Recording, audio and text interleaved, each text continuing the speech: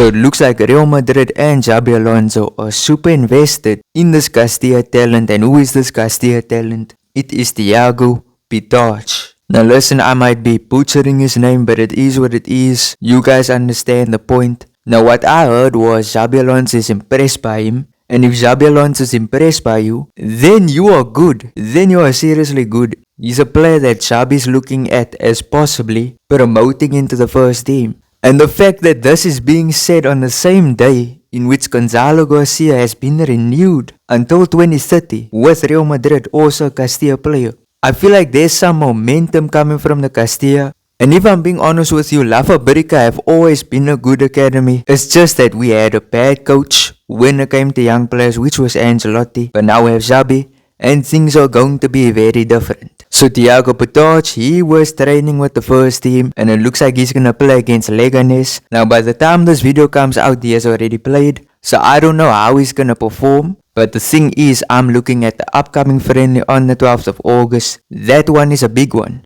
I think he's gonna feature in that match. But either way, how he plays, let me tell you how he plays. He is insane. This is an academy player that I'm confidently going to say is going to have a fantastic career. Whether it's gonna be in Real Madrid or whether it's gonna be at a bigger club. Like I just see it happening. If Real Madrid don't bring him up, then he might go to another club and he's gonna impress there. But I mean, look at how he plays. Now these clips are not high definition clips and they are not good camera angles, but you can see that how he plays in the matches. He wears the number 10 jersey and there is a reason why he wears this number. It's because he's a controller of the tempo. Now he's not an Arda Güler, but he is a player that reminds me of two players as a matter of fact. And who are these two players? I'm gonna start off with Pedri. Now Pedri is this type of player. He controls the tempo. He does a few spins, but overall he's a very good player. And I would say he's actually one of the best midfielders in the world. Every team needs a player like Pedri. Now when I compare him to Pedri, obviously he's not on the level of Pedri. But when we compare them, he's a player that I think can reach that level. With some training, with some playing some first team minutes and getting his physicality up and all of these different types of things. I think he will reach that level of Pedri. And the second player that he reminds me of is who I think is the best midfielder in the world. Who is this midfielder? It is Vitinha. Now Vitinha, he plays for PSG, he plays for Portugal, and I mean he is the best. He is the best. No one can argue with me. This guy is insane. Literally, the way he moves with the ball, the way he controls the game, the guy's skill moves are even insane. Passing is good. If I'm being honest with you, I would want Vitinha in Real Madrid. Currently, if Vitinha must come into Real Madrid, he starts. Now when I look at Thiago Pitarch, I see Vitinha. I see Vitinha actually more than I see Pedri. And overall, I think Pitarch is a good player and he looks exciting. He looks promising. But the problem is, we mustn't actually put too much pressure on him. And we mustn't now think that he's gonna just break into the first team. Because I do think that is a rare occurrence where Asensio, where Gonzalo, and I think there is going to be many more to come, especially under Xabi Alonso. But can I be honest with you?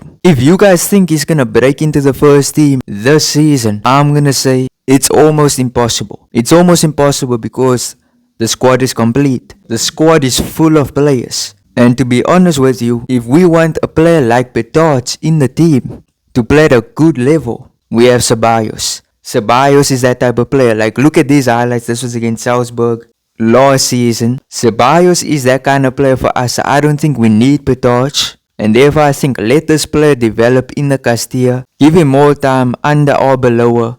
And I think he's gonna make it. I think he's gonna become a big time player. And I think by next year, he could have discussions about being in the first team. You never truly know. But you know what? This is just exciting news. Good stuff to see because La Fabrica, to be honest with you, when you compare La Fabrica to La Masia, which La Masia is Barcelona's academy, it's a huge difference. Barcelona develops talents constantly every single year.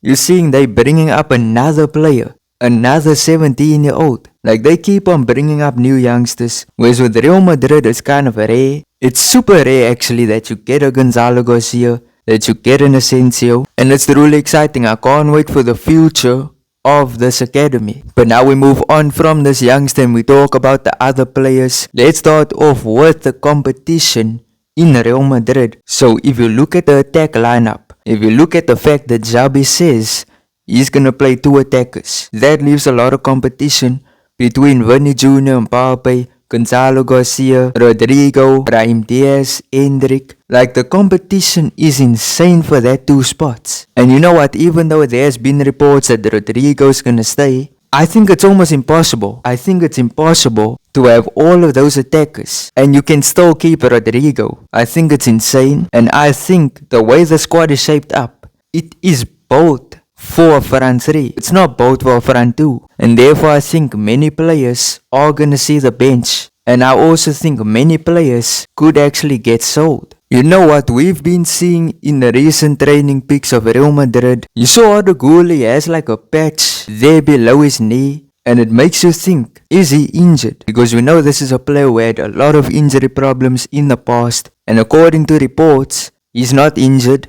Matter of fact, Real Madrid are very impressed with his physical condition. Because when he came into Real Madrid, he wasn't at the physical level. And this guy took that personal. Because over the years, the guy's been taking his physicality seriously. There's a lot of things he did to get into the shape he has gotten. We just saw the Ballon d'Or nominees have been announced. And we saw for the Copa Trophy, which is basically the Golden Boy Award, we saw Dean Housen got nominated. Now, do I think he's gonna win it?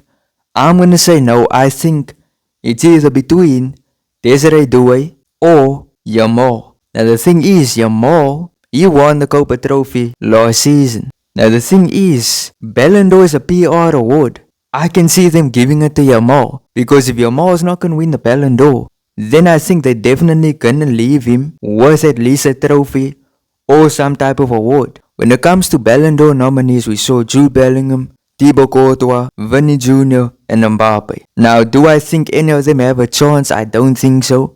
I think Mbappe should at least be top 10. But I think the winner of the Ballon d'Or should be Dembele. If it's not Dembele, then I don't know. Then it's truly a robbery award. They rob every single deserved winner. We saw it with Haaland in 2023. We saw Vini 2024. And Dembele 2025 looks like it can happen. If I'm being honest with you, Ballon d'Or has truly lost its credibility. It's truly lost its credibility because they've been giving it to the wrong winners. And honestly, if I'm being honest with you, the last deserved winner, in my opinion, is Benzema. In 2022, when he had that fantastic season, he left no doubt, no robberies. No one could rob him of this moment. Now, Benzema won that award. But then, 2023, Haaland should have won, robbed. 2024, Vini, robbed.